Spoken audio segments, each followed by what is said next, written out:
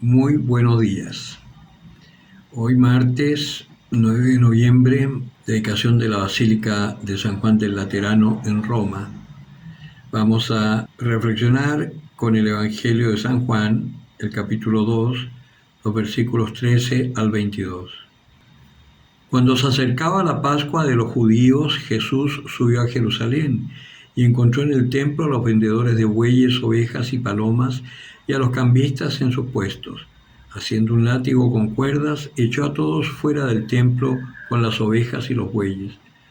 Desparramó el dinero de los cambistas y les volcó las mesas.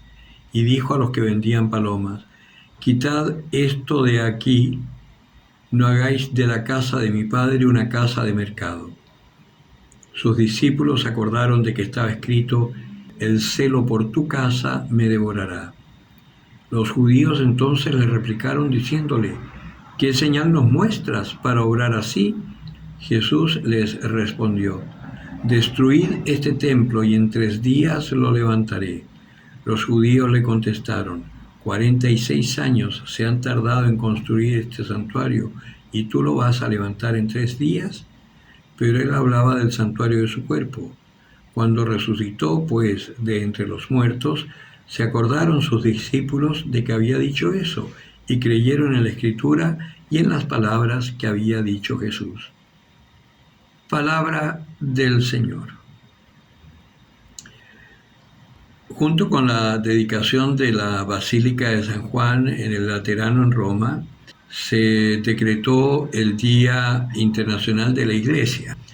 Nosotros sabemos que la iglesia no es el templo que siempre el hombre ha necesitado como un lugar específico para encontrarse con Dios. Por eso existen los lugares sagrados desde la antigüedad, donde se hacían los altares de sacrificio, una roca, una montaña, un lugar donde había caído un rayo, en fin, distintos lugares que eran considerados sagrados porque de alguna manera habían experimentado ahí un encuentro con Dios.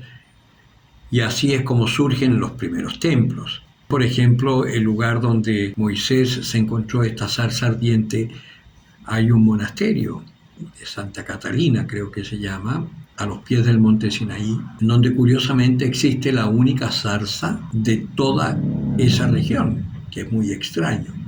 Es una zarza milenaria que los monjes la cuidan como hueso santo y la mantienen podada para que no crezca tanto, pero es impresionante. Y es un lugar sagrado porque allí se manifestó Dios a Moisés. De esa misma forma se fueron construyendo en los distintos asentamientos humanos lugares especiales en donde se reunía el pueblo para encontrarse con su Dios. Así es como surgen los templos. Pero la iglesia propiamente tal somos nosotros. Estos templos cuyas piedras vivas somos nosotros. Por eso yo muchas veces les he dicho: podrán destruir los templos, pero si mantenemos la fe y nos mantenemos unidos al Señor, no podrán destruir la iglesia jamás. Porque aunque quede un solo cristiano en el mundo, la iglesia en su totalidad está viva. Y ese cristiano convertirá a miles, porque viviendo en el Espíritu, en ese Espíritu que tenía el Señor, otros verán que hay una realidad superior que sostiene al hombre por encima de cualquier realidad humana que lo pueda sostener. Y ese ejemplo de vida y esa fuerza del Espíritu que poseerá ese único cristiano, en el supuesto que quede uno solo, será tan potente, que convencerá a otros de la existencia de Dios, tal como pasó con los discípulos. Nosotros tenemos una imagen de Jesucristo muy blandita, un Jesucristo así dulzón, de mirada tierna, muy suavecito, pero Jesucristo era tremendo. Y acá tenemos en este Evangelio precisamente una de las manifestaciones.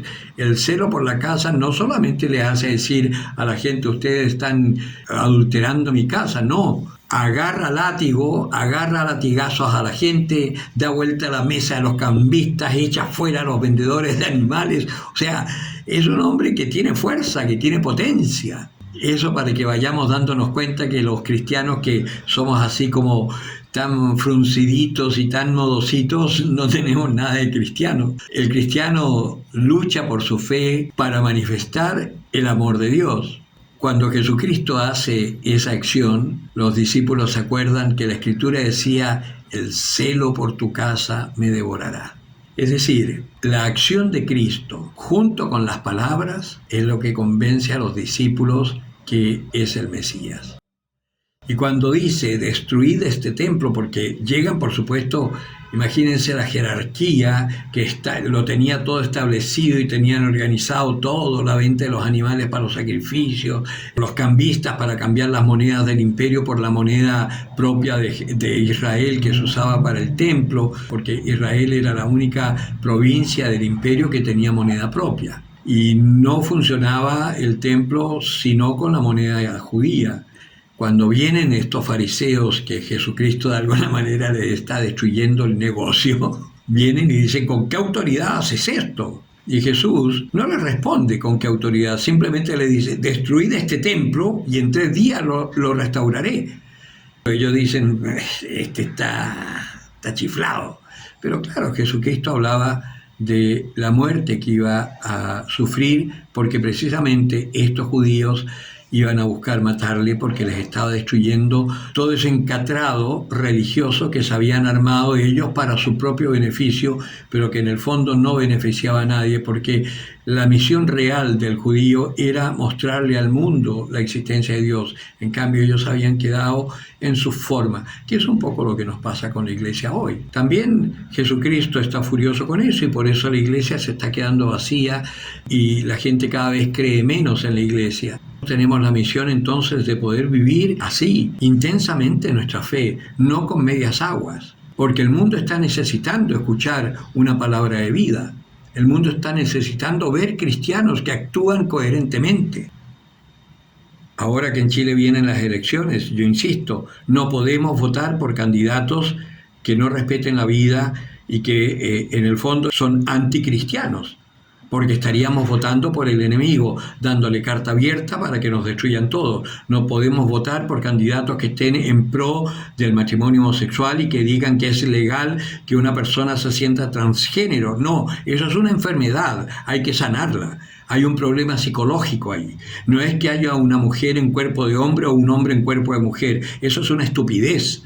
Y tenemos que tener claras esas cosas y actuar así con fuerza, como lo hacía Jesús. Y cuando Jesús resucitó al 3er día, los discípulos creyeron. Pues bien, si es necesario, la iglesia tendrá que resurgir de sus cenizas. ¿Desde dónde? Desde las pequeñas comunidades cristianas, el pequeño resto de Israel, que cuando venga la persecución se mantenga firme en la fe del Señor. Por ahora, predicar mientras podamos, anunciar el amor de Jesucristo mientras podamos, y cuando ya no podamos, tener la fe, la fuerza suficiente de fe para poder dar la vida por esta verdad si fuese necesario. Entonces el mundo creerá.